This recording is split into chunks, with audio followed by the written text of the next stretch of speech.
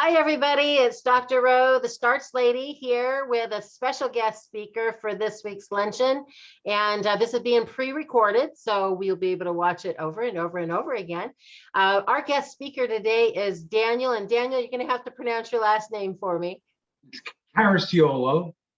Okay, we'll go with that. Cariciolo, yeah. Cariciolo. Not too bad. Okay, all right.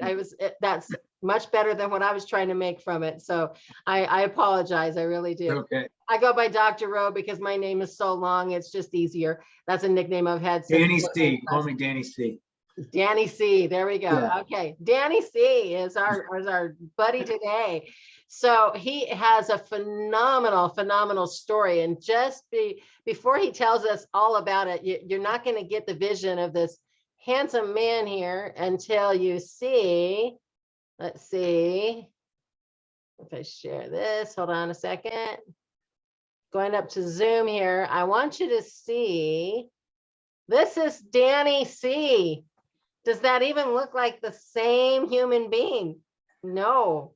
So funny story. We were taking an international trip and we came back through customs and my daughter was with us and she'd lost a phenomenal amount of weight. And the guy kept looking at her and her passport or her and her passport. And he says, yeah, the ears and the nose, they're the same. Okay, you can go through. So that's amazing because I'm sure people see you on the street and they're like going, wow, who are you? You know, that's awesome. Thank you. Yeah. So, I know it's one of the crazy ones even for me to see, actually. yeah, that I'm sure. I mean, you do a double take and we're going to talk about that the mindset, you know, of how you perceive yourself now versus then. We'll get to that in a minute, but tell me your story, Danny C. How did this all happen? What started this?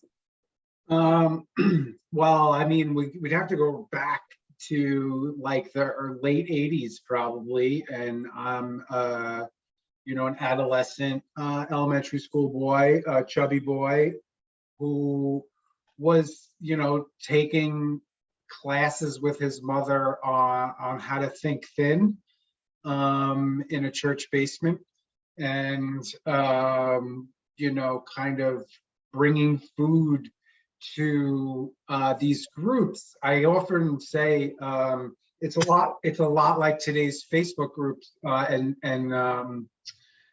just Facebook groups are just a digital version of a church basement from the 80s.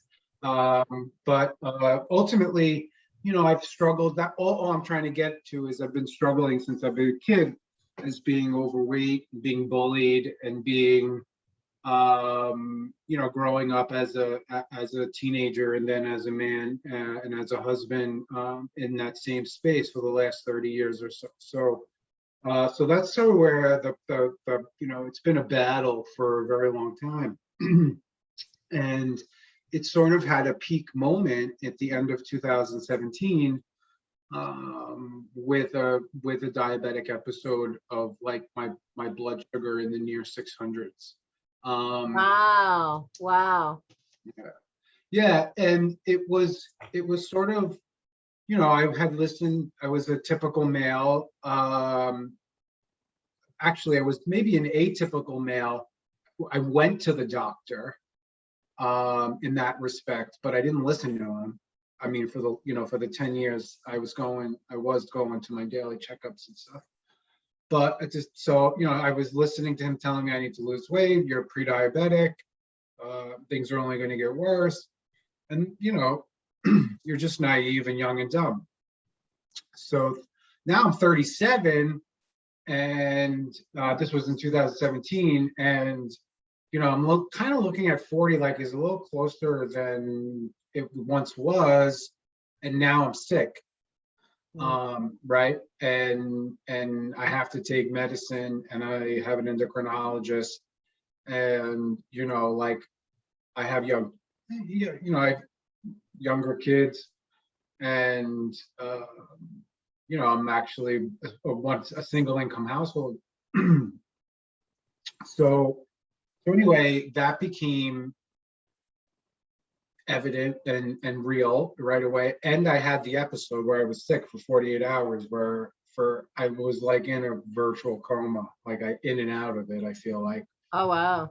Yeah. And but at that time, it was just enough to sort of like me to walk through a journey of like my own mind, like, how am I going to do this again? You have to understand, Dr. Rowe, I had lost 40 pounds 3 or 4 or 5 times as an adult, and 60 pounds. And I felt good about myself, and I rewarded myself with bad behaviors, you know, and the entire, you know, I just let it fall apart each time. So I was sort of like, after I got sick, like on this like no man's land, sort of like, I have to do this again. Like I have to eat grilled chicken and salad, and, you know, like cut my carbs and do, you know, and like, it doesn't work, like almost, you know. So, so anyway, my mom at that time, I live in New York, and outside of New York City, a suburb on Long Island, in New York City. And my mom lives in Florida, and she had a heart attack, or a series of heart attacks. And through her cardiologist group in Florida, had found a plant-based diet and a plant-based like support group through the cardiologist who actually was supporting that diet lifestyle. And they had all sorts of similar sharing recipes, again, back to the Facebook group, kind of, you know, it's church basement, you know, they're meeting twice a month kind of thing. And there's a Facebook group behind it, you know, kind of stuff. And it's 2018. And so she's like, again, like myself, like struggling too, like I've done it before, I've lost the weight, you know, and now is in a journey, but she's trying it, and she's seeing people like do well in it, but like she can't get past it, like not use like vegan, but like she wants to use all the substitutes instead of a whole food plant-based diet. She wants to use vegan butter, and she wants to use oils, and she wants to, you know, have dairy-free ice cream. And, you know, it's still like kind of like just not the healthiest way, let's say, to have a diet. So she's asking me about it. I'm sick, right? It's like early 2018. I'm like still thinking like I have to do it the old-fashioned way, no carbs. And then I had, at the end of March of 2018, I had a second episode, Dr. Rowe, in the office. So you had mentioned earlier, or when we were talking before we recorded, that I'm a banker. I'm a corporate banker. I work for a large global bank in New York City, and we're all over the world. And we often have, I'll call them like weekly reports to submit internally. And we type a lot during the day, could probably type 100 words a minute, you know, whatever it is. I'm a pretty fast typer. So I'm typing, and I can't feel my fingertips while I'm typing. Like, you know, everyone, like if you are on a computer a lot, you know, like I'm like really not feeling good, and like my fingers are really getting numb. And I'm kind of like, almost like, you know, like trying to get like sensation to my fingers and stuff like that. I stop typing and I catch myself and I type again. And I'm like, you know, every 10 seconds kind of going back and forth. And a colleague of mine noticed that I was doing this like behavior. And he kind of brought me in, kind of like pulled me into a side room. And I was 340-ish to 350 pounds, and sweating a lot in the office all the time in a suit. And he was just sort of like, what's going on, man? What are you doing? You're gonna feel good. I finally told someone in the office that I was sick. It had been like 90 days. I was really embarrassed about it too, you know. So I never really told anyone in the office, and it was a good support system to do that. And he was like, you just gotta do something, man. Like, you know, like he was just like, you just gotta take the bull by the horns do something. And later on that night, I was like upset, and I had gone back through my texts, and I had like started to watch this video. A couple of weeks prior, my mom had sent me like a link through a text, and I wound up going back that night into the text, went on that video and watched the full 19-minute TEDx video that Dr. Bernard has about tackling, I think it's called Tackling Diabetes, a Bold New Dietary Approach. It's from like 2014, I think. And it's a 20-minute TEDx video, and like, I don't know how else to put this. I tell people this sometimes, but it just, everything made sense to me after that video about what I was supposed to eat, how I was supposed to cook for myself. The one good thing in my personal life that I'm blessed to have is that my mom taught me how to cook, and taught me how to cook at a very young age. And she was always very proud of the dishes that she made, often for family. We're a large Italian family, but she was always like, Danny helped. He's my chopper. He's my prepper. He peels my potatoes. It was just like an encouraging moment, often and we were cooking, regular, chicken cutlet parmesan and so on. But like, and it was always like a really proud kind of thing for me. So but at the same time, as an adult, as a father, I kind of like let that role go to my wife, and didn't really cook, and I helped and barbecued, but like I didn't really cook and prep and prepare and do the work. But I knew how to do the work. And I loved the work, actually, so, but for whatever reason, maybe it was society stigma or something, but, so anyway, that feelings, and I have to admit to I remember as a kid, like, I don't understand why we eat animals. Like, nobody's ever, like, it was more of like just moments as a kid where like prepping some of the food that was, kind of with me in that space. So that's what I mean by the release almost, or like by, like it was just a moment of aha moment. Kind of like your innate thought pattern was, why yeah, it was like, wait a minute, like it brought stuff back, it brought these memories back, it brought these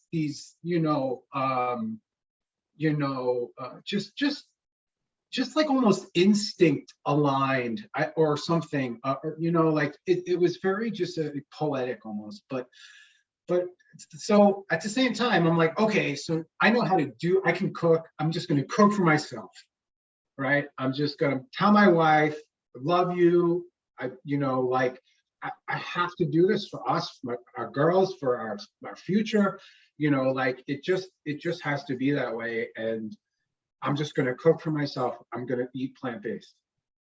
And nobody really knew what that means. And this was only 4 years ago, almost 5 years ago, right? So, 4 years ago. So, I think the note said that you just hit your 4-year mark. Yeah, just at my 4-year mark. So I'm going into it. So 4 years ago, it was even more in the dark than it was, even if you go back for some of the people, some of the leaders in it, and go back to the 80s and 90s, 70s, whatever. But, it was still very taboo almost, a couple of years ago. And the one thing I remember though, was like when I had at one point in my life just stopped eating dairy as a younger adult. And like, I had always felt better, about that, but I never really put two and two together. Actually, then. So then about a month goes by, and a typical male, overweight male who decides to do something like this for 30 days, what happens? I lose like 40 pounds.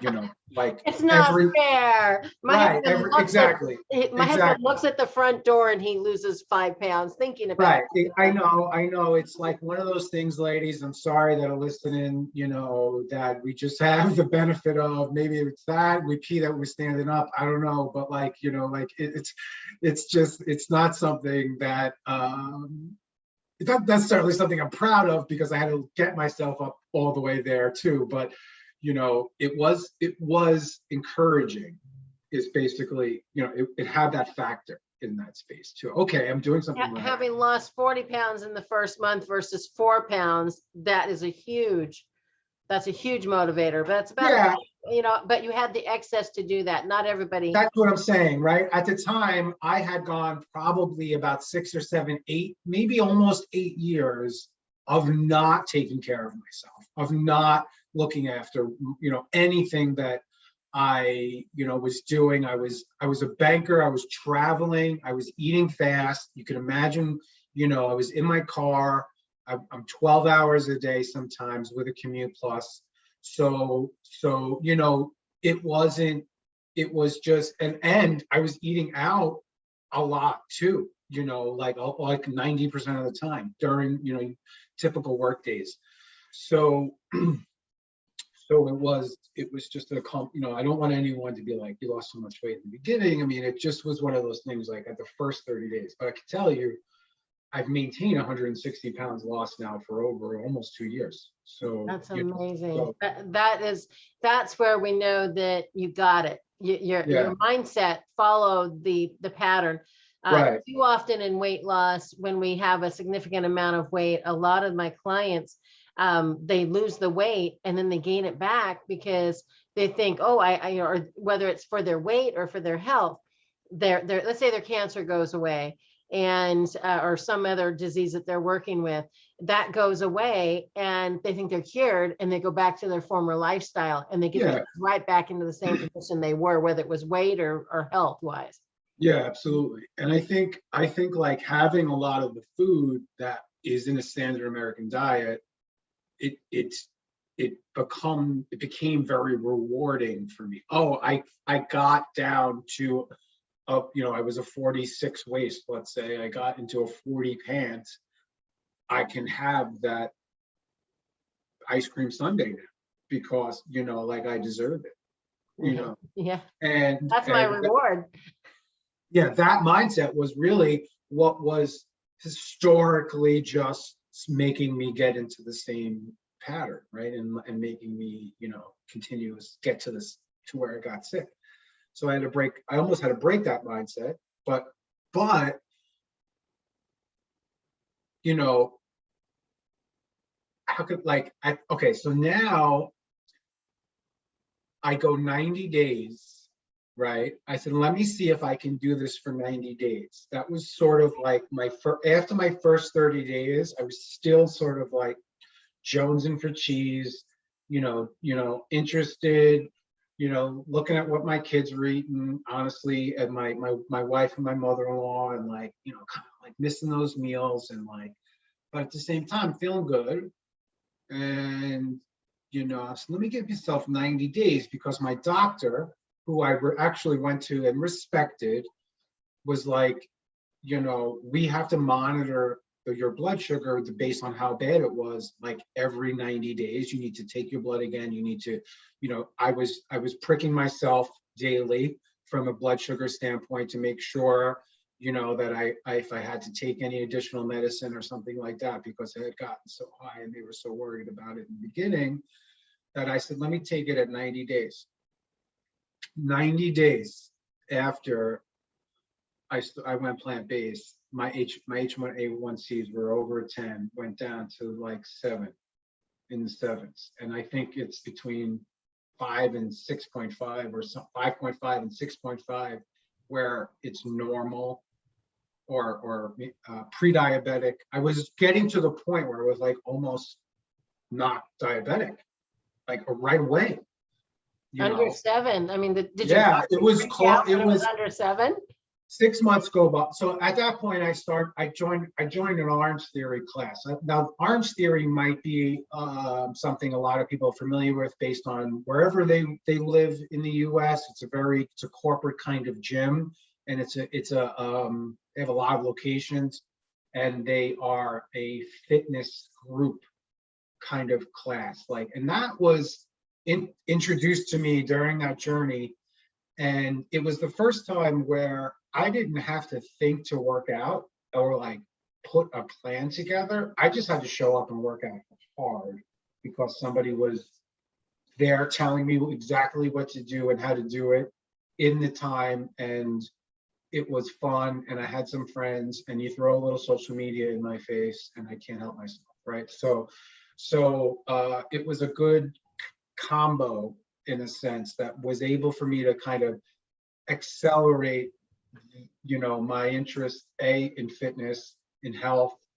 And then because of talking to like-minded people, I met some other vegans and some vegetarians. Now, it's sort of kind of progressing a little bit. Dan, let me pause here for just a second. Somebody is Sure. knocking on my door. I'll be right back. I'm just No gonna pause the recording for just a second. So thank you for that little brief pause there. I just got a new piano this week, and my piano tuner is here. So he's going to kick back and enjoy our conversation here that we're having with Danny C., the banker in New York who's lost 160 pounds and kept it off. And he was just telling us about his amazing journey so far, and his diabetes was almost 500, and he was starting to have numbness in his hands, and now he's back to normal A1C numbers, and just continue telling us about it, Danny. Sure, absolutely. I was saying, once I kicked up the gear with Orange Theory and I started to work out a little bit more with the plant-based diet, I found by the I think it was 8-9 months in, my third check-in with my doctor, where he was just like, you're under 5.4. I think I was 4 in the 4s, which is pretty significant. It was like diabetes is not on the radar. It's not it's not even a concern of ours. Right. So you can consider this reversed. So that was 9 months. And I was like, well, why would I ever eat another way again? Exactly. I think I found out how I need to eat, and given what's happened since, I need, as much, it's tough to influence those closest sometimes, but always I do what I do, and I talk to folks like yourselves just to to preach the gospel a little bit, because it is important to consider reducing your at least your I don't know if you have folks in your group who identify completely as vegan 100, and that's 100% of your your membership, or if it's more of a transitioning or kind of thought process. But we don't. Dr. McDougall got us doing the not calling ourselves vegan, because vegan is like your mom, where she's substituting all of the wrong things for the wrong things. A turducken for Christmas that's made out of soy and wheat gluten, and the junk food vegan is basically how we refer to it. And so we refer to ourselves as whole food, plant-based, mostly starches. So we do 50% vegetables, 50% starches in each meal. And we focus on the whole food. So potatoes, sweet potatoes, rice, white rice, brown rice, beans, lentils, whole grain pastas, not the cheap stuff, but like a whole grain, like lentil pasta, garbanzo bean pasta, or something like that. And oats, that sort of thing, the whole food grains. And that's what I predominantly eat. I'm in the same boat where the labels are what's probably killing us. I'm not killing us, but just creating a lot of angst.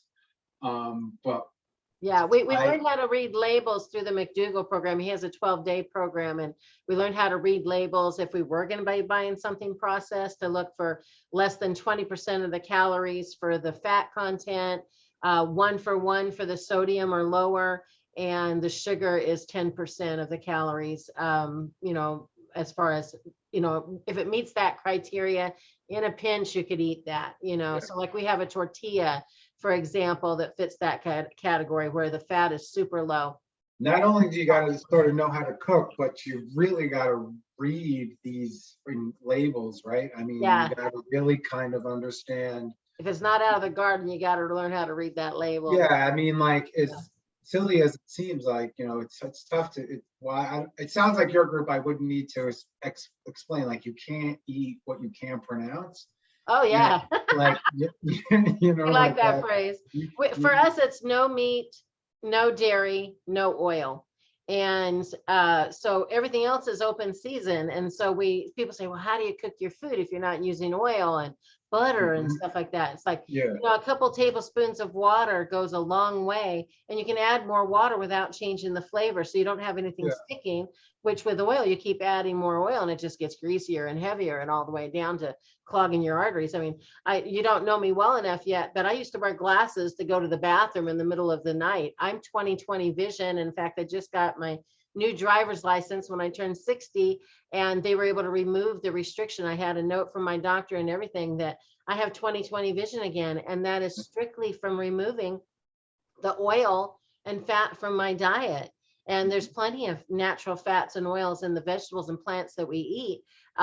You'd be surprised. And people are like, didn't you used to wear glasses? It's like, yeah, for like my whole life. And now I don't. I mean, 20/20, I mean, I've been showing everybody my driver's license, and so proud of that fact. And when you think about the arteries and the veins and the capillaries, of course, you're going to have sticky, stuck deposits that get into those capillaries that run your eyes and your brain and your heart and some of the most vital organs of our body, including our reproductive organs, rely on a good, proper blood flow through those capillaries. And you're not going to get that when you're eating fat, greasy foods, meat and dairy. And at what point in our life did they wave a magic wand and say, you have to eat meat 4 times a day? We got bacon and eggs for breakfast. We got turkey for lunch. We got ham or beef or chicken or something for dinner. When did that happen? That's all marketing that has driven us to that insanity. And lobbying, a lot of lobbying. Yeah,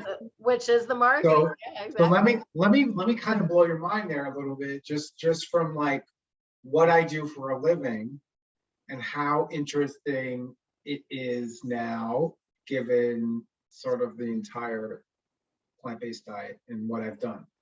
So simultaneously, while I am going through this new exercise journey, and I went through Orange Theory, I've done a couple of triathlons now, I'm into cycling, getting into new things. One of the things from an exercise perspective, I would always recommend, similar to perhaps how long you've gotten, how many diets you've tried, if you try different exercise routines and keep changing them up, I really find that's a really good, kind of component to kind of seeing what you like, saying, kind of moving there. But I, right around the time I joined Orange Theory in like July of 2018, I was saying earlier I worked for a bank. I was asked to help develop a national food and beverage vertical. And I did, while I was quietly vegan, if you will, or hopefully plant-based, no oils, or I'm limited oils. I will say limited oils. I decided to talk to those companies though that were in that space that you guys are, kind of saying is dirty vegan, but are sort of trying to, they have their own ambitions about, as it relates to greenhouse gas effect, or maybe, not exploiting animals. There's a plethora of different reasons why people start companies and then they grow and they, you know, they have a good product or whatever, and they become maybe a household brand. Everyone sort of aspires to that. And as a banker, I'm looking for those clients, right? And like to help that in their journey, you know, to grow to the large company, you know, and sort of, you know, help them along the way, help finance them along the way and so on as a corporation. So I start to meet all the players in the space, and in January of this year, well, actually, COVID kind of created this atmosphere where everything was online now, right, and Zoom, and obviously we pivoted to this video conference kind of instant atmosphere, and I found that I had this silly Instagram handle called That Vegan Banker, which was, you know, something that I was, you know, I never combined work professionally, but like I had grown this now like 12, 13,000 person following on LinkedIn, I mean on Instagram. And like people were sending me stuff, like, you know, and like all of a sudden, like, oh, like, can we collaborate with you? And I'm like, what do you mean? Like, I don't do Instagram to make money, or, you know, like it was a crutch for me, actually. It was a way that I could research plant-based chefs and the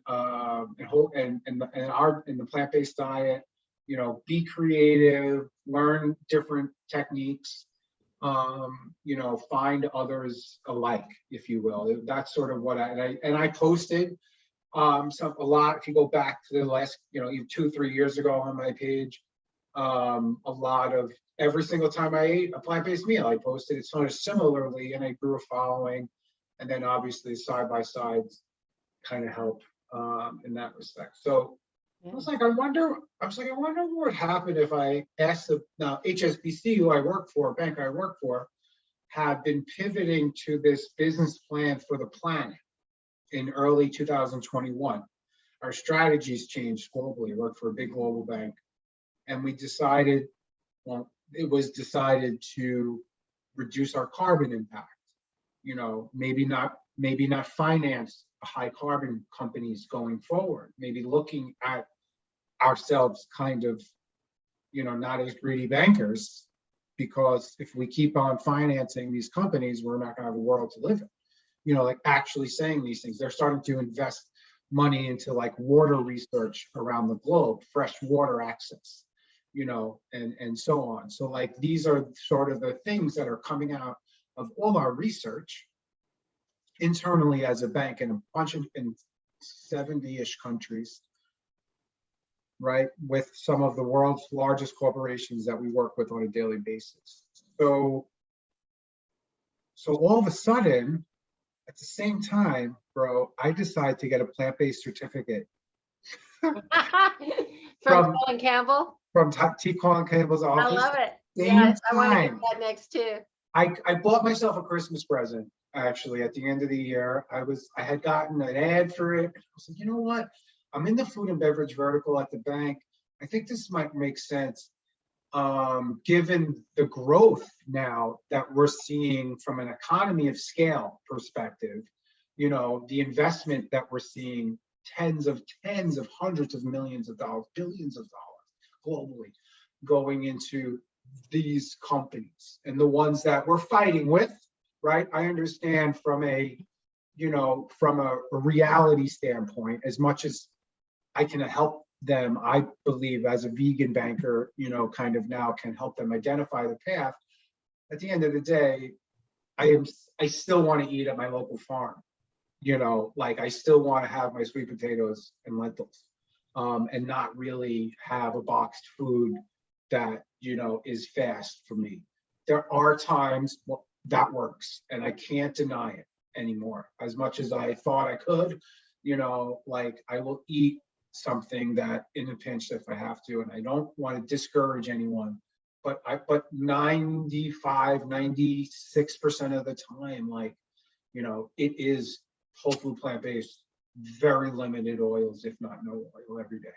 Um, so, and I think what we were saying a little bit on the vegan sort of label side, like it's going to be a little bit different for everyone, like just a little bit different for everyone, and that's okay because it's like a fingerprint too. So, so anyway, so now today, I'm putting a lot of personal things that have been going on in my life with myself professionally, and I still struggle with the missus, guys, and she doesn't eat the same way. A lot of people ask. That was one of the questions. A lot of people ask, no, we share meals. Mm-hmm. We share meals, we share sides, I'll still barbecue, because it's just the thing to, it is what it is. I struggle with it. We talk about it. We have some difficult conversations. She's just not ready yet. And I'm not the type of person to, forcefully do anything to anyone. I wouldn't want anyone to do that to me, so I have to just sort of, walk that path with her and be supportive and ready for her when she does want to.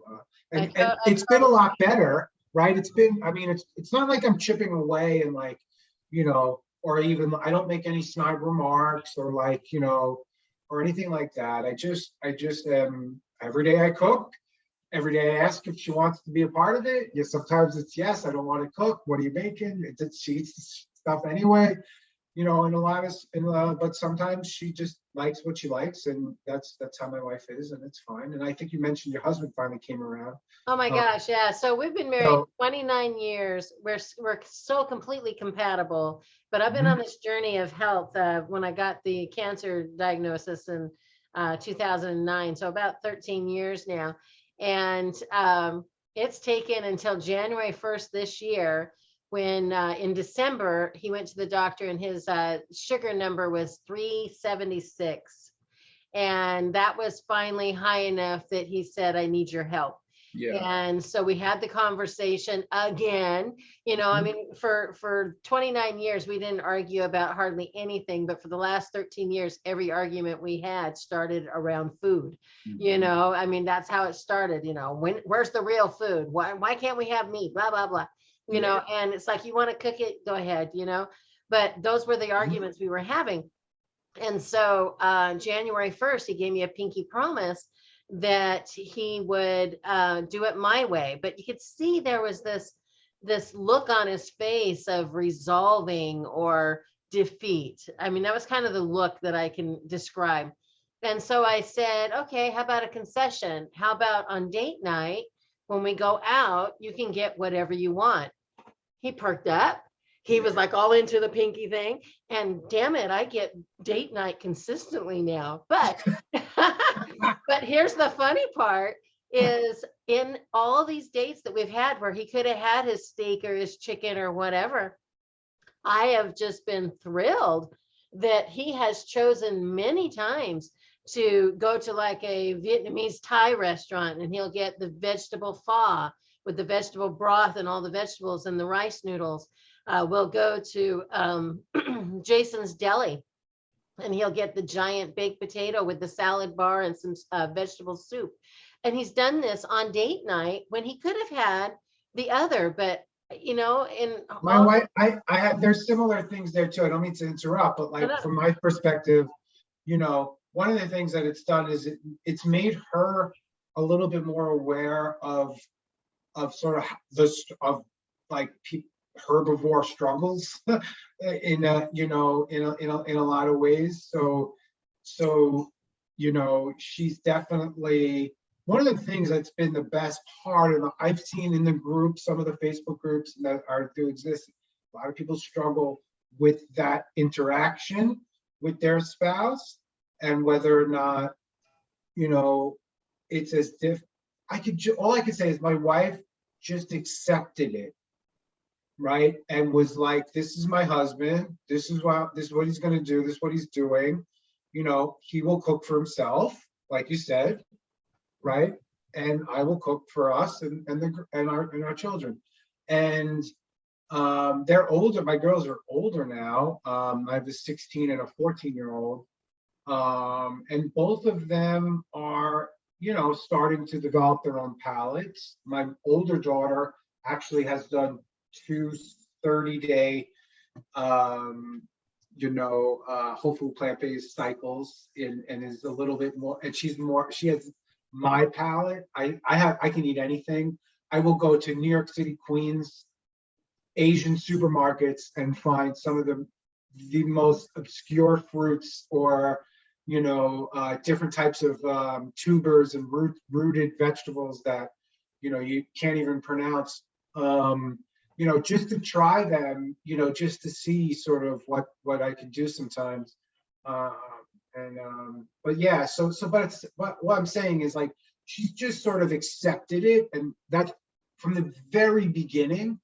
And like, that's just been the best thing, because I mean, who else wouldn't want that, in that sense? Like, in the beginning, it was really curious. It was a lot of frustration, but she saw the progression, and obviously it's fine. Today it's a little better because there's some places that are picking up, but we still have to eat, very kind of gingerly, honestly.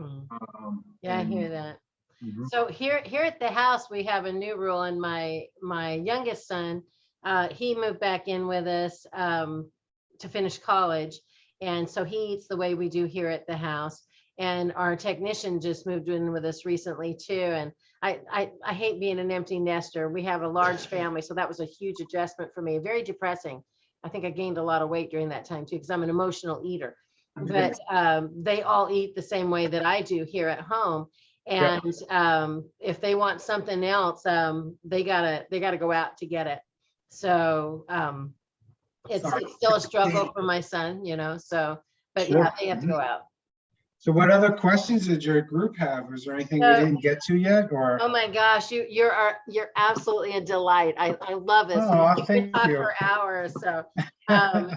So one of the things that they wanted to know is they wanted to know about how involved your food was. We've got our sweet Esther Loveridge. She's such a simple eater. I mean, it's literally the potatoes sitting on her plate and the broccoli sitting on her plate, and that is it. I mean, it's just in its whole food state. And then you have me that comes along, and I'm trying to do all these like fancy replacement, lasagnas made out of zucchini and mushrooms or something like that, trying to get a little bit more creative. So they wanted to know what you basically ate. So I'm going to share screen here, and I'm going to jump over to your Instagram page, because that's a good place to start, and you can kind of walk us through. But this is, I don't know if you can see this. This is his before picture and his current picture here. He's lost 160 pounds. I'm showing this to my buddy here. So if I go over to the Instagram page, which is right here, I started with this one right here. This is the Vegan Banker on Instagram. Y'all need to go follow him. And it says he made vegan pancakes for breakfast, and he gives the recipe right there. And he's got bananas, he's got some walnuts, got some maple syrup on there. And I mean, that doesn't look like anybody's being deprived in that moment. That's probably one of his kids. What is this right here? Tell me what that is. So I do a lot of frozen vegetables. So I will say frozen vegetable bags are probably like my little secret. And I saute them a lot in broth. I usually add some cashews or something like that to them. And then so I've been eating a lot of tempeh lately. So this is grilled tempeh. I usually will marinate it in a like maple syrup and like coconut aminos and maybe a little bit of tahini. And I just sort of like put that together in like maybe even water it down a little bit and just sort of like let the tempeh sit in there. And I have I like to grill it on, like, I have like a flat grill that goes on top of your stove. Like it's hot when but it's just like a square grill that I use that a lot, actually. That particular, I think it's cast iron too.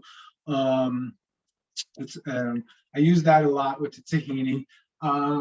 But I made that. Oh, brown rice is under that. I eat a lot of jasmine brown rice, and That's one of our favorites is jasmine. yeah, I probably, jasmine brown rice, cauliflower rice, quinoa from either tricolor quinoa or white quinoa. I do eat other grains like sometimes I have like some barley or your couscous, kind of not the stuff that's the more just sort of like plain stuff. And farro, I like farro a lot. I don't, those are kind of the bulk of the bases there. Right. And The then tempeh, so then tahini chili elderberry dressing. So I try to make dressings.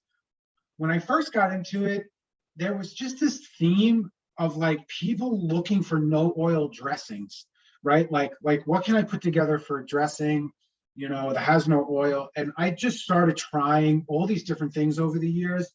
Tahini is a big base for me. So from a dressing standpoint, I don't mind that the sesame seed taste. It's just pureed sesame seeds. I don't know if there are whole food plant-based in your group that wouldn't eat that because it's processed. the tahini, well, we don't do the oil. So like when we have a tahini recipe, we substitute the PB2 powder. And so I would take the chili, looks like the chili sauce and the elderberry berries Syrup. from the gym or whatever, the syrup, whatever, and then throw in the powdered PB2 and create okay, yeah, you on could do something like. But the when tahini, when you say no oils, do you mean the natural oil that kind of comes on top of the tahini and that's why you wouldn't eat it, or are you talking about like added oils or like just straight up olive oil or vegetable oil? So the processed oils, definitely no coconut oil, no olive oil. If we're gonna get, if like Dr. McDougall says, if you want olive oil that bad, eat an olive, Yeah, I've sauteed actually olives ahead of time. Interestingly enough, to get sort of that like that it does flavor. give you a like an oilish feel. Yeah, so that's why. But the added oils that are inside, we don't eat seeds and nuts if we're in the maximum weight loss version of the program. The Starch Solution, which is a book you can buy, and there's all kinds of I've never read it. I've heard of it before. Yeah. So the Starch Solution lets you have a little bit of seeds and nuts or plant, nut butters, things like that. But for the whole food maximum weight loss, there's no meat, no oil, no dairy, and so the closest I come, like I said, is that PB2 powder, which is like 85% reduced. So let's see a couple more of these here. Oh, this is cute. I love this. I refuse to sacrifice my mental health for the perfect body. So being able to accomplish both of those at the same time is a work of art in itself, because we have to be able to have the mindset to go with it. I know there's a client that was asking me yesterday. She has a relative that wants to have the gastric sleeve put in to lose weight. And I says, the sleeve is not going to help her if she doesn't have the mindset to go with it. And so trying to help people to understand that concept. Oh, that looks delightful. That's butter, bean, mushroom, coconut, cauliflower, rice. This is a mouthful. This is a mouthful. I love it. So wow. I've been playing. So I know we talked a little bit like what are my staples, where am I maybe shopping? Costco, actually, I like a lot from a plant, like just some of their produce. They also have these rehydrated or dried mushrooms that have to be rehydrated. And I have to tell you, there's twofold thing there. I love the taste of mushrooms. I'm a big mushroom fan, and I keep the broth after I make I rehydrate the mushroom. Oh yeah, sure. Yeah, so I actually So this is, some butter beans. What did I do? Butter beans, mushroom, can of coconut milk, reduced fat. I do stuff like that. Mhm. And then made cauliflower rice. That was not from a real cauliflower, was frozen. But it That's a was real right. cauliflower. It just Well, got it wasn't. It wasn't. Last night I actually finally cooked a cauliflower, okay. and I didn't take a picture of it because I don't think it wasn't. It was just sort of thrown together. Oh wait, I did actually. I did do a bowl last night. But yeah, sometimes it's frozen. The cauliflower rice I get frozen. Uh, Gotcha. so, Let's see what else we got up well, how here. do you feel about nutritional yeast? We use nutritional yeast a lot. One of my favorite, let me go back over here. One of my favorite mock cheeses, if you will. Before I forget here, this is the T. Colin Campbell Center Nutrition. I'll link it in the post when we put this on here. It talks about him reversing his sleep apnea and type 2 diabetes. And you can read more about this article here, but I'll post that in here so I can go back to the Thank screen you. thing. But what you call it? You just asked me about, I'm sorry, I didn't have my salt water this morning yet. What'd you say? That's okay. I don't do that very often. My I followers just will go, forgot oh too, my I gosh, think. she didn't have her salt water. She lost her memory mind. Just before that, you were asking me what? Oh, you didn't have your salt water either? Oh my gosh, it was important too, and I apologize. Well, I think it was related to, Nutritional yeast. yeah. Okay.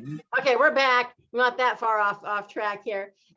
Memory is a huge issue, and I go against the grain on the McDougall program because I do make sure that I get at least a teaspoon of pink colored salt in my diet every day, and I usually drink it in my first glass of water in the morning with a little lime, and it's 10 hours of sustainable energy, and it got my short-term memory back. It restored all these cognitive issues that had been struggling with for years. My teenagers used to say, just do it. She won't remember in 5 minutes. And so we were talking about nutritional yeast, and we use it all the time. But my favorite nutritional yeast recipes is we take and steam the cauliflower and blend it with cornstarch, a little bit of cornstarch and water, and then nutritional yeast. And then after that's blended, we put it back on the stove and we stir it until it gets stretchy and sticky. And it's like a mock mozzarella, and it is Nice. fabulous over vegetables or pasta, like a mac and cheese that you feel guilty about. And there's not a speck of dairy in there. It's just the cauliflower. And so we use nutritional yeast a lot. Good. My girls yesterday. Yeah, I love it. I never would have thought could have replaced Parmesan cheese, actually, right? But nutritional yeast, I eat it more. Powder. I eat a lot. I eat it all the time. Yeah, that's a great parm replacement. It's just blending those spices in with the nutritional yeast and shaking it like we. Yeah, I like how it adds a little thickness to it too. Like sometimes if you don't want it it's just a good taste. Yeah. One of the other questions they had was about exercise, and you covered that quite well. And there is a one of those orange Theory. Yeah, Orange Theory just down the road, and Costco is opening it up on the 28th down the street. You don't have a Costco. Well, we have two in town, but they're on the other side of the moon. This one's opening up literally 4 miles down the road. Yeah. So it's going to be real easy to get to. But after the exercise question, they wanted to know about loose skin. How have you dealt with that? Because losing 160 pounds, we know we're going to have stretch marks. We know we're going to have loose skin. How has that played out for you? It's so funny how everyone asks about this all the time, especially if you see the side where there's one picture that I have that's where it's like the side angle of my stomach. How it was. So I have very loose skin that kind of like falls into my lap a little bit, and I have a lot of loose skin in my hamstring, like rear end area. So a pair of 5-inch shorts hides them well. Like I that's real. I can like between you, like from my belly button to the top of my thigh, perhaps. If if you saw me naked, it would look like I have loose skin. When I wear underwear, it doesn't look like I have loose skin. So it's sort of like it's a weird kind of thing that happens. I don't know. I Over didn't. time, that does go away, but the faster we lose the weight, the longer it takes, it seems, in our minds. It should be Right. gone yesterday, but I mean, just looking at the pictures I've seen of you, I mean, fantastic. Yeah, like you can see sometimes, I won't deny, like where the crop is, is it so you don't actually see my loose skin, but it's there, and it's okay. But I've actually I've consulted with my dermatologist, about, is it worth it it's not, it's really not that bad. Yeah, the surgery risks are huge. I have a water client. We own an alkaline antioxidant water company. We do filtration and toxin removal throughout the whole house and stuff all over the nation. We were just up in New York, in fact, and we have a client whose mother had lost weight, and she went to get just a tummy tuck because she had some loose skin around her apron area below her belly button, and she died. She died having the surgery to remove the skin after getting all of her health restored and everything back. She died on the table having that skin removed. So My dermatologist said if you don't have more than like 5 pounds worth of skin to remove, then it's like virtually impossible. No one wants to do the surgery. And, yeah. so it's really not, he's like, you don't have more than 5 pounds worth of skin. Yeah. So. So some of the other questions that the group wanted to know, you've covered so beautifully in your presentation about the health improvements and about your family eating the same way or differently, and how you. Yeah, my older daughter eats like probably one meal a day, plant-based right now. Mhm. Yeah, and everyone else a little bit here and there, but we're working on it. It's a work in progress, and it's an acquired lifestyle when we're so used to having the greasy, higher fat foods. When we do this coast to coast, north to south, everything in between, national run every summer, we're on the road for 5 to 8 weeks, and we eat out a lot during that. We take it with this last time we took a travel trailer. Before that we've done the train, but the train food has gotten so bad since COVID that it's like greasy airplane food and nothing that was plant-based. I'd have to take my husband's vegetables and give him my meat. It was horrible. And so we decided to drive ourselves this last time and pull a travel trailer where I could cook and maintain myself. But we didn't cook in the travel trailer as often as I'd like because we were always running behind on the schedule. So we were driving until late at night. So we were stopping and eating more than we should have. And we got more oil. It was not hard to find baked potatoes or rice or something like that. And we ate in a lot of Asian restaurants as well, to get the rice or to get the pho, things like that. That was not hard, but the grease that is added, even to some of the rices to keep them from sticking, you can tell that they've added oil to the rice. It's like I would never do that at home. Yeah. So one of the other questions they had were any other benefits, like I just saw recently where somebody got lowered insurance rates. Our next guest speaker, in fact, where she has got the preferred rating on her insurance, and she's lost so much weight that she would have been considered a high risk with a addendum on her insurance policy in the past, and now she's got these great insurance rates. Have you experienced anything like that? So I was declined life insurance before this and now have it. I mean, I mean that in that space, yes, I can attest to going through an interesting application for a life insurance policy like I am today. Consider what happened was I applied for life insurance and was completely declined in 2017. And then for some reason I applied through the same, after this all happened, I was like, let me apply through the same company, same person. And I, well, once you know, 4 years later, I get the same, apparently, the same underwriter for the, and they had said, the insurance company, it's like, I think he said a 1 in over 13,000 chance. I don't know if it was chance or if it was a very, very, very, very low percentage of people have done what I've done. Yes.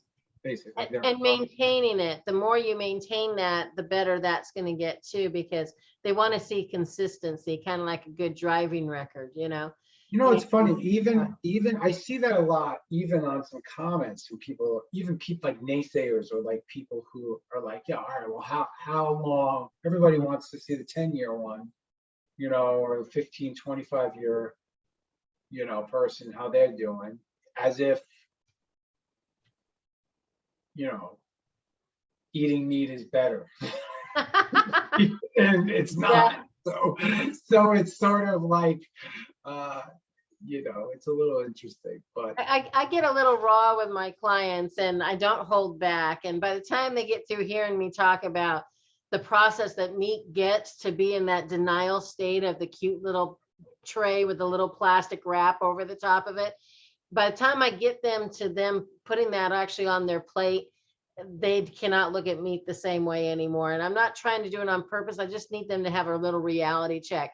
That fillet did not just show up in that cute little tray and be that perfect color of red, because the farmer did not stand on the rancher truck and say, all A positive cows, you're going to the Costco. All B positive, you're going to the grocery store, you know, the Smiths or whatever. And they're not doing that. And so they drain all the blood out of the animal, and then they put the food dye in it. So I have to chuckle all those years that my husband was ordering his rare steak at a restaurant because he liked the bloody, you know, taste or whatever. I go, sweetheart, that's just sodium water and red food dye, because they drained all the blood out of that cow before they whacked it up and put it on the tray and spray painted it with the red food dye number 5 or whatever that is. And that's why all the beef is the exact same color, no matter what state you're in. Looking at the grocery store, all the chicken is yellow and all the pork is pink. It's all the food dye colorings that they're using. It's a state of denial that we put ourselves in. But one of the last things, there's 2 more things. Sure. Self-esteem. Tell us about self-esteem. What has that done for you in your profession and in your personal life? How has that changed for you? Great question. You know, it's helped it tremendously, but it's really sort of proliferated in the last 2 years as that self-esteem sort of became awareness of my own personal mental health, you know, and that I have like the ability to, you know, forgive myself and have like awareness of different things now today that like are kind of shaping what I'm looking to do still. And I think like the self-esteem has given me like the ability to, you know, ask for a raise, you know, during COVID, you know, or something like that. Or, you know, instead of asking like in certain scenarios, I've noticed like as a leader in my career, like telling the story, or us, you know, like in versus like asking somebody's permission. I think like kind of like more of a leadership sort of within my career, and I think I've even felt it in like hard conversations with customers, you know, like that were, you know, maybe normally you wouldn't want to tell someone no, you know, and like you kind of get fear of, you know, of that sort of thing. I will say, Dr. O, that I think from a personal standpoint, it's really helped me identify biases that I've actually grown up with. And it's helping me say things like, Black Lives Matter, and understand why that is from someone else's perspective. Like not passing that my judgment on that person because of how I'm growing up and understanding, the way of the land, but like more like trying to put myself in their shoes first to really try to understand, where they're coming from, why they're acting this way. And I feel like that's really helped from a self-esteem perspective, because like I've been able to kind of like take a step back, find out what's important to me, what's important to, my personal journey. I collect rainwater now, like right over here in this corner. I'm on the outside of my garage. I'm in my garage, like it's like an evolving process, and like I water my plants with the rainwater and like this is the stuff that's been important to me in the like that's kind of come out of the journey, that's come out of my self-esteem, growth, and just being able to sort of, like be happy with that version has really helped my self-esteem. Well, you admit, I had what was good. Sorry, the last thing is I had high self-esteem actually as I've been I'm a banker, but I'm a communication major, like actually, and I have led some foundations and some like some volunteering, and done some post a couple of disasters that we've had here in the Northeast a couple of years ago. So like, like knowing that like I can resonate with people just from conversations and coming down to them and building rapport and kind of what I do. I never really liked like things in my own life moment, and like being honestly going plant-based, understanding what I learned about food, what I grew up with about food, the first 20, 38 years of my life, is a bias. It was learned, right? It was created by my mom and dad, who I love still, but like, they learned bad, and it's sort of, it's that mindset that like nowadays I say, heart disease isn't hereditary. A diet is. The diet that gets you to heart disease is what is that we're all giving each other. that's exactly what I tell people. I tell them there are no inherited diseases, just bad habits and recipes, Right.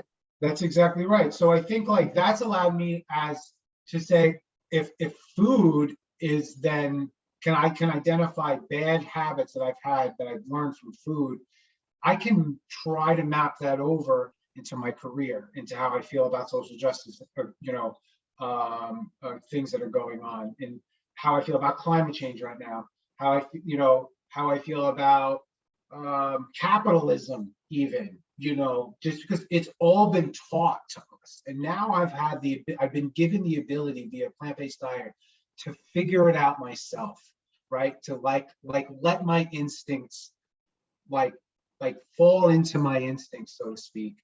And I will say one thing that I don't know if this will be a little bit taboo, but like I'm not a big proponent of food math, for instance. Like I call it food math, but like a lot of the applications, not necessarily what you're doing, but like more on the workout, like men's sort of infatuation to like eat protein, and like don't get me in that started. the macronutrients sort of like Mhm. cycle that I see in all these I'm in a triathlon team. Everyone wants to know what I kind of stayed in the background on that stuff. I don't want to cause any trouble, but I still just sort of like, I eat intuitively now. I succeed intuitively. I can almost feel like I need to have a banana today, or some vitamin C. You know, I can feel it a little bit in my blood, in my bones. So I don't know if that's, you know, I feel that's attested to, you know, the work that I've done in the last couple of years. Mhm. You know, and I'm grateful for it. And I just think like all around, you know, it's been giving me the motivation and I guess the vulnerability too, to post something like a side by side that I post. I think that's how I got to you. You Yeah, know, the I kind saw of that like, pop up and I was like, what? yeah, that's sort of like put myself out there as, you know, a little bit vulnerable, because, you know, I do want people to know that it's, men can do this, you know, and that because I grew, I've kind of, I'm a research, as a banker, very research driven, a lot of reading, you know, and I could see, you know, from my even following the percentage of women, and I'm sure in your group, higher percentage of women, you know, that follow a plant-based diet, that are historically vegetarians, you know, that are kind of like an easy step into veganism. And like, you know, a lot of the toxic masculinity that goes into becoming with male right now, personally, I think is kind of behind the meat side of their diet, and like a Think of lot all of the hormones and estrogen and it's steroid that, but stuff in there. I think it's actually more like, I don't want to, like caveman-ish. It's like actually the fact that we're still eating flesh, we're still killing sentient beings, we're still, you know, like okay with all of that. And then, you know, we're also like, we have to be the alpha male. We have, you know, like I don't know, like I feel there personally, you know, my own personal opinion, that there's just a connection, you know, underlying years of this. I don't know how to reverse it, but I'm happy to just tell people the story, understand that, you know, I was a struggling male with a lot, with numb hands, you know, and really, um, you know, like for a long time, you know, I was very heavy for a long time, and I just feel now that I sort of have the self-esteem, you know, and the wherewithal perhaps to communicate it, where we can, you know, maybe make a little figment of the, you know, change in the world a little bit. So, you know, Yeah, that's a cool thing to be a part of. And yeah. um, given that COVID has sort of given us this additional layer of sort of, you know, again, like hyper scaling Zoom into the world and into everyone's atmosphere, has been a blessing, because Mhm. how else, it's harder to connect, you know, like this sometimes. But given the medium now, it's perhaps not. So thank you very much, you know, for listening and your time, and you know, hopefully, Well, you've uh, been happy fantastic. to jump in your group and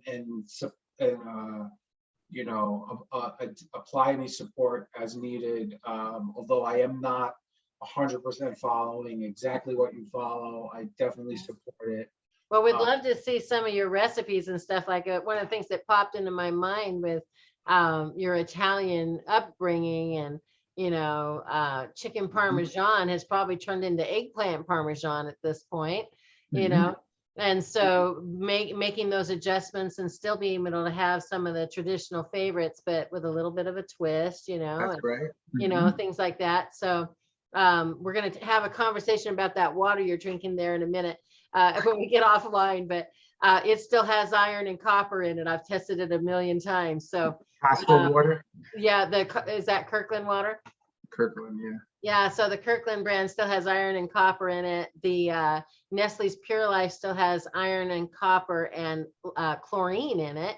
And the worst one was Walmart's brand. I'm going to get sued for this, but Walmart still has Zephyr Hills, Zephyr iron, Hills. copper, lead, chlorine, and 21 grains of hardness. Is Walmart that the water was Zephyr like tap Hills? water. Is that what it's called? I think it's called Zephyr Hills. There's a water my mom gets from Costco, from Walmart when I'm in Florida that I drink sometimes, and I'm like, this does not taste like. It doesn't taste like It water. tastes like it came right out of a hose. So that's Worse. because of my specialty in microscopic blood health. I drink a lot of coconut water and kombucha, actually. I do not kombucha. No, that's super acid, and I can show you what that does in your blood too. Not a lot. I don't do a lot. Yeah. So think of the bacteria that's in there that ferments it, that gets into your blood, and I can actually see the bacteria, little creatures floating through your blood.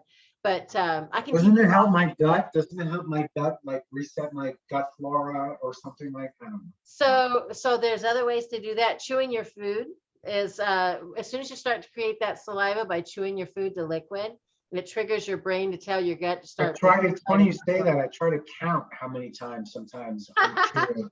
Yeah, I remember a diet once, or somebody told me once years and years ago that in order to chew food, you have to chew it 22 times. I don't know what it was about 22 and whatever, but whatever it takes to get it to liquid in your teeth, because this it's about 22 times actually. If you go back and I also eat more. I was just telling the group yesterday that I almost predominantly eat with chopsticks because it slows me down and gives me that time to chew. And I get fuller on less food because of that. Okay, I'm almost done. Sorry, I have a yeah. And I've got my piano tuner here ready to take. Yeah. So, but we're gonna wrap it up, and I wanted to wait and save this until next week and have the group watch it live and then post it. But because I want to get their comments. But I think what we'll do is we'll go ahead and release it sooner, and then we will. It'll be on YouTube, and I'll send you the link and stuff. You can share it wherever you'd like. But then when the group meets next week, we'll pull it up and we'll go through some of the excerpts from that and kind of dissect it a little bit there too. So we'll kind of have like a double whammy for you. But I really, really appreciate it. Your comments on the self-esteem is fantastic. I know you talked about sweating a lot and stuff like that, and when you're not sweating, you have more confidence of being able to talk to people because you're not embarrassed because you got to like carry a towel around with you and stuff. Definitely. And I know for me it was like, who wants to learn about health and nutrition and weight loss from the fat chick, and so the more weight I lose, the more confident I get. And talk about self-esteem. We just went on this coast to coast, north to south trip. We just shy of 20,000 miles in about a 7-week period. And my clients that only see me once a year, because I do a house call, kind of a nutritional assessment while my husband's changing their water filters, or a technician. And they would see us, and it's like they didn't recognize him. They didn't recognize me. I actually had one family. It was hilarious. He kept asking, so how's that other couple doing? Because he literally did not think that we were the same couple that had been in his house the year before. How's that other couple doing? So that's like a boost to the self-esteem when people don't recognize you anymore. And then adding those years of, this is how many years, you're at the 2-year mark of having the weight fully off. You've been doing it for 4. And as those years start accumulating, and that's like, it's like Overeaters Anonymous or Alcoholics Anonymous. We get like in our mindset, we have like this chip in our head, like we have done this, we kept it off. I mean, doing it is one thing, keeping it as a lifestyle and continuing it is another. And that's something that I'm just so proud of you for doing. And I can't wait to get to know you a little bit more. And I hope you'll join the group. And absolutely, yeah, it sounds like fun. You're on there. I will tell you and the group, and this is just because I have taken a big step back from groups. I've kind of said, I was talking a little bit about awareness, and I've kind of said, you're spending a lot of time on this phone, Daniel. And a lot of it is on Facebook, in these plant-based Facebook groups, so where, I am trying to preach the gospel sometimes. So, but I say that because I just removed myself from about 12 groups, but I hear you. I am happy to, add you know, kind of any content and any Well, expectations. recipes, anything you can give us for Everybody food wants tips, recipes. you know, we would love to have that. You know, definitely share that. I'm referring to your Instagram page there in the. I wanted to, you know, on the food really quick. We didn't. I was thinking of it earlier when you had said about what I eat during the day when I was telling you I had lunch, and I didn't mention I eat for breakfast like the same thing every day. Actually, nowadays, I eat overnight oats and or chia seed pudding, and I make 7 to 10 of them at a time. I got food safe like 5-ounce hard glass jars. Mhm. And I scoured the rest the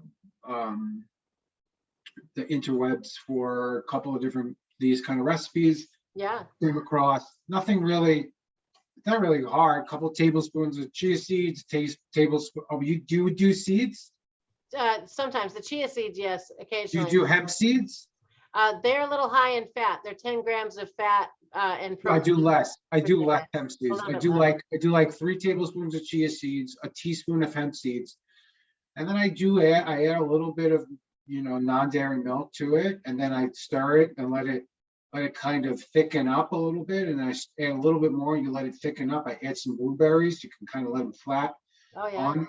I eat a lot of blueberry chia seed pudding, like blueberries and oats, like overnight oats, and I use that as a base for a breakfast. The next day I'll have overnight oats. It's like a nice little thick overnight oats. It's got some blueberries in it.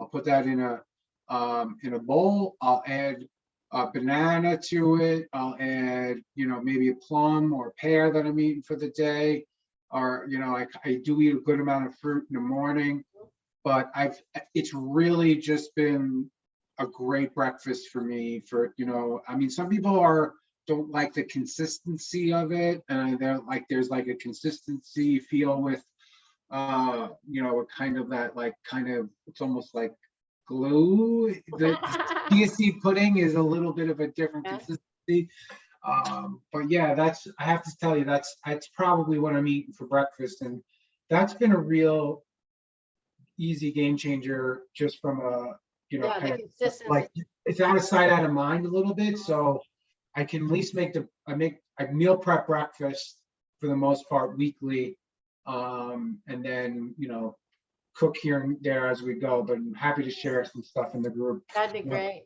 Once You we know, go Dr. live. McDougall says to keep it simple and having a consistent oatmeal berry breakfast every morning, whether it's the overnight oats or, you know, the you know, on the stove or whatever. But Mhm. knowing that that's what you're going to have every morning takes that stress out of your morning. I don't have any breakfast anxiety. Ever. None, zero. Right. Exactly Exactly. right.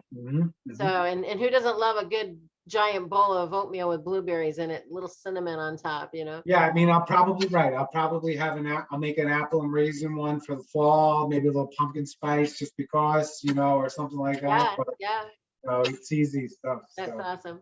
Well, right. Danny C., I Thank thank you, you Ro. so much from the bottom of my heart, and I'm Welcome. looking forward to getting more acquainted with your recipes and your lifestyle and following you. And I can't wait to have you back as a follow up and subsequent years to celebrate your you know, your success and your continuous efforts moving forward. This is fantastic. And Thanks. It's been a pleasure. and I, down the road, I would love to have my husband and your wife on and talk about how they survived, either one of us, and how they have now in their own journey, you know, joined us. And I think that would be a fun follow-up visit. So we might have to bribe her with something, but we'll see. yeah, I hear you there.